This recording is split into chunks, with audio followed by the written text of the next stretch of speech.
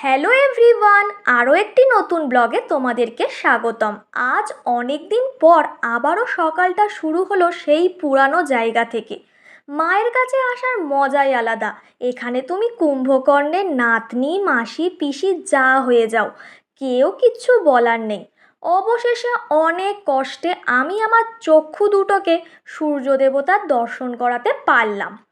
তারপর ফ্রেশ হয়ে করে নিলাম ব্রেকফাস্ট। বড় পিসির শরীরটা খারাপ, তাই মা গেছে ওখানে।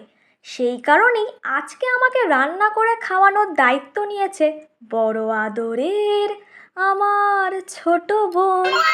মাংস কষার গন্ধ আমার নাকে আসতেই হ্যাংলার মতো হাজির হয়েছিলাম এক পিস কষা মাংস খাওয়ার উদ্দেশ্যে। চিকেন কষাটা পুরো চুমু হয়েছিল। আহা কি সুন্দর!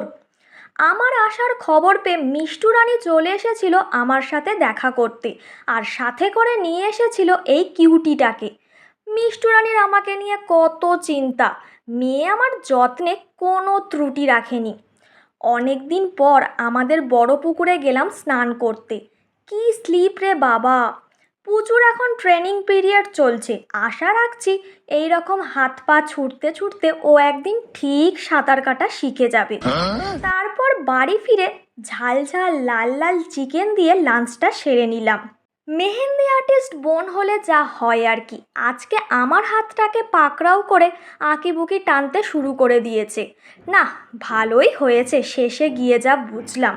আমার আর বোনের কিছু চুড়িদারের পিস বানানোর ছিল, তাই বিকালে বেরিয়েছিলাম। ফেরার পথে বলা নেই কওয়া নেই কোথা থেকে দুম করে ঝড় বাবা জীবন বিন বুলায়া মেহমানের মতো আমাদের জীবনে হাজির হলো। তাই ঝড় আমাদেরকে উড়িয়ে নিয়ে যাওয়ার আগেই আমরা ফিরে এলাম বাড়ি। এদিকে বর আমার বউকে ছাড়া থাকতে পারছে না, তাই ঝড়ের সাথে সাথে উনিও ল্যান্ড করেছিল আমাদের বাড়িতে। ব্লগটা তাহলে আজ এখানেই শেষ করছি। দেখা হবে অন্য একটি ব্লগে। সবাই ভালো থেকো, টাটা।